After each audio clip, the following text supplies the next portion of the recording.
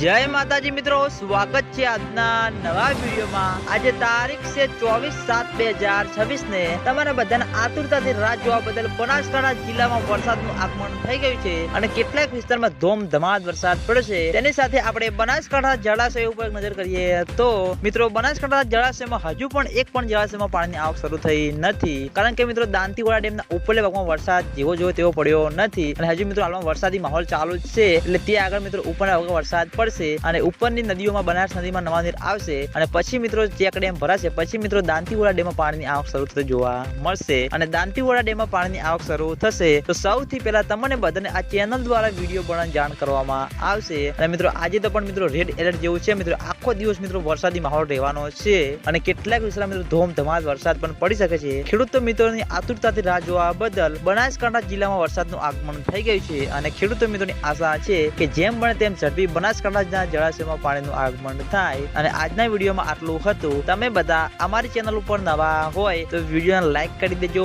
Comment કરી દેજો અને ચેનલને સબસ્ક્રાઇબ પણ કરી દેજો। તો મિત્રો જય માતાજી।